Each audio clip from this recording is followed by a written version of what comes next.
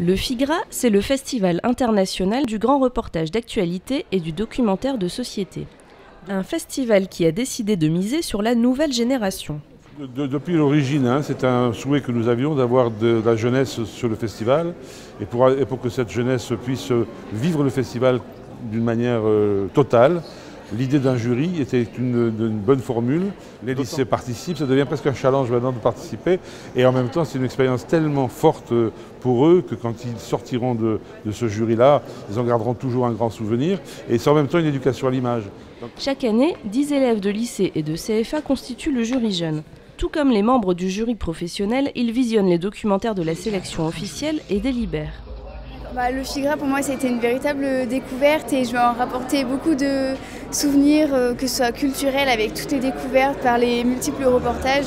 C'était vraiment à chaque fois des sujets très divers et donc ça nous a permis de mieux appréhender le monde et aussi une rencontre humaine parce qu'avec les 9 autres membres du jury et c'était vraiment une superbe expérience. On voit vraiment des choses qu'on ne soupçonnerait pas et même les choses qu'on connaît, on les redécouvre sous un autre angle. On visionne des films toute la journée. Enfin, des films, c'est plutôt des reportages d'actualité.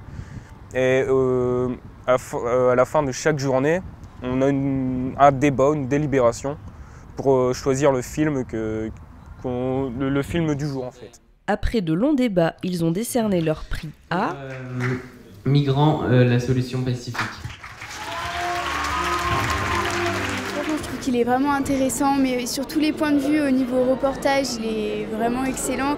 Il nous montre vraiment un beau pan de l'actualité et je pense que c'est intéressant même en tant que citoyen que tout le monde en soit conscient et peut-être qu'on puisse essayer de faire changer les choses.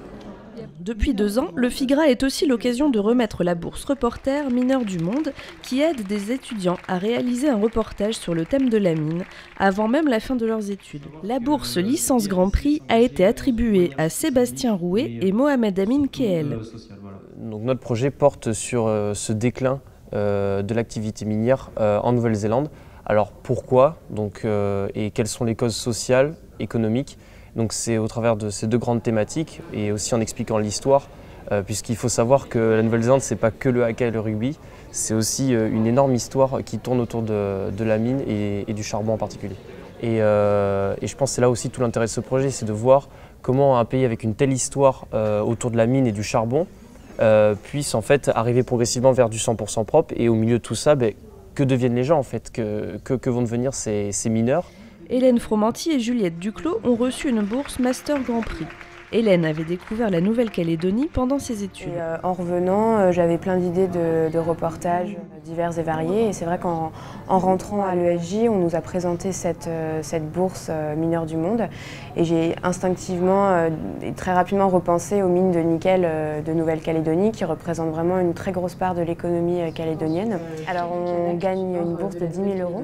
Voilà, c'est une bourse qui est très généreuse et qui permet de couvrir un très grand nombre des besoins qui peuvent être inhérents à un reportage. Rendez-vous en fin d'année sur arte.tv pour découvrir leur web documentaire.